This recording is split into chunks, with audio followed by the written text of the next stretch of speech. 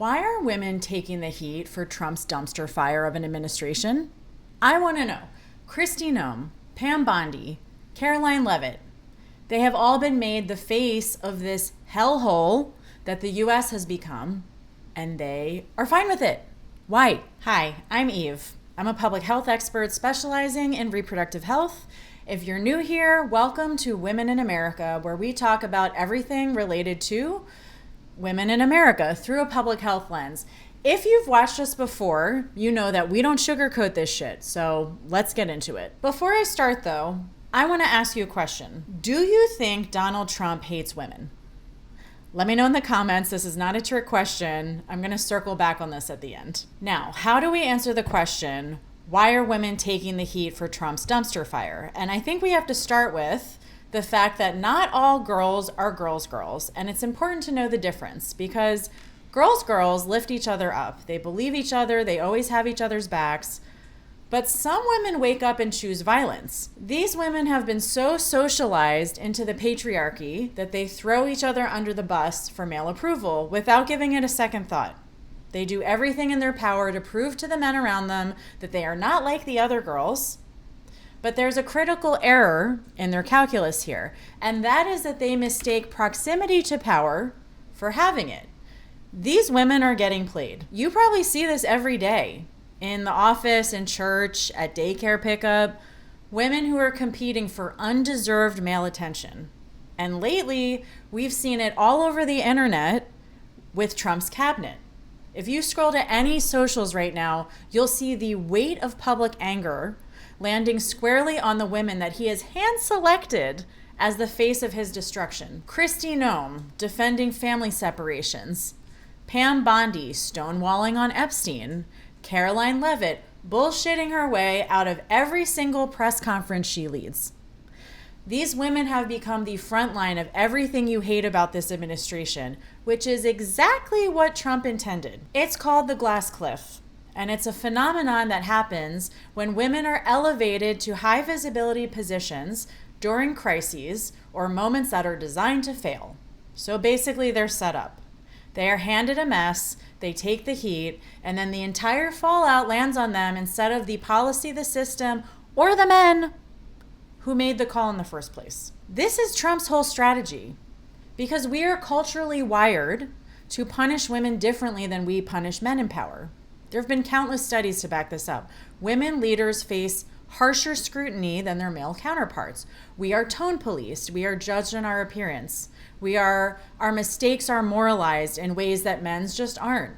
Men get criticized for strategy, and women get criticized for character. We're cold, we're shrill, we're hysterical. So you might be wondering here, if women are more harshly criticized, then why choose them to be the faces of Trump's worst policies? Well, it's pretty simple. Because when a woman defends brutality, it completely softens the optics. It takes it down 5 decibels because people will say, see, women support this too. Or it like blunts misogyny. How can this be anti-woman when women are leading it? It also divides women against women. So it turns feminist rage inward rather than outward at the larger system. But most critical to the strategy is that it makes these women a lightning rod. So public outrage sticks to her, it sticks to Kristi, it sticks to Pam, it sticks to Caroline, instead of to the structures behind them. They become the story while Trump stays completely invisible.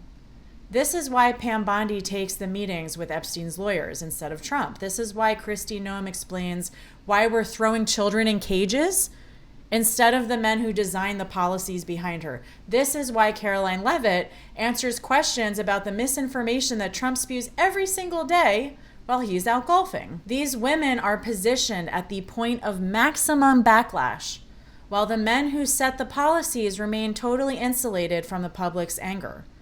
Now, don't get me wrong. I am by no means absolving these women. Hell no. To do that would be to suggest that they have no agency for themselves, and that is entirely not the case.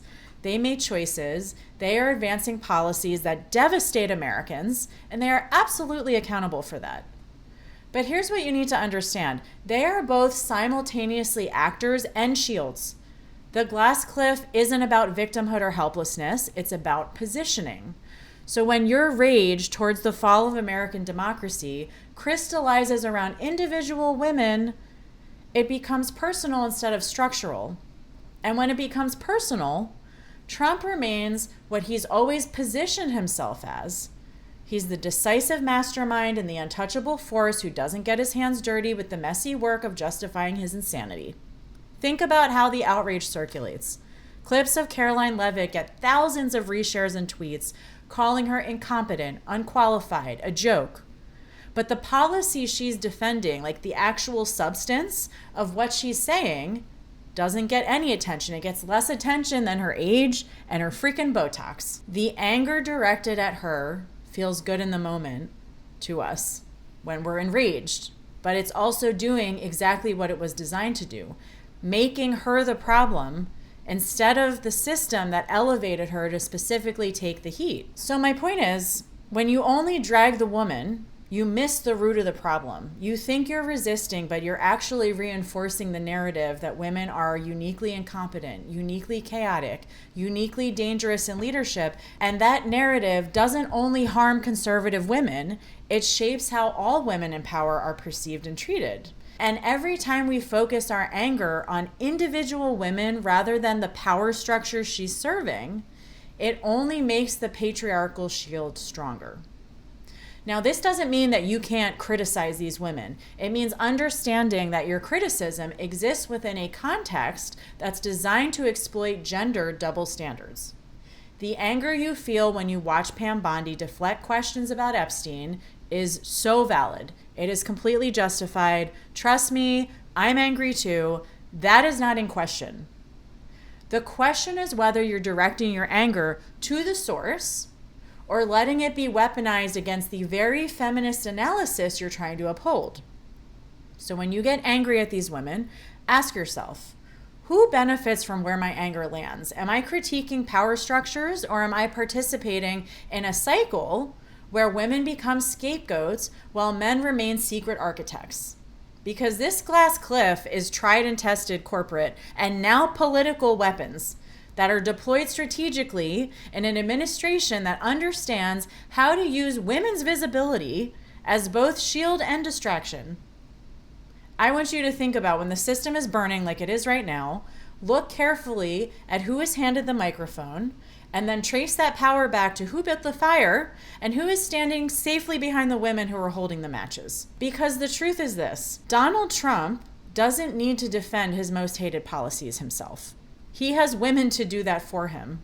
And every time our outrage stops at their faces instead of following the power structure behind them, he wins twice. Once by implementing the policy, and once by completely escaping the accountability for it. Do not let him win twice. If what I said makes you think differently about where you're directing your anger, hit that subscribe button.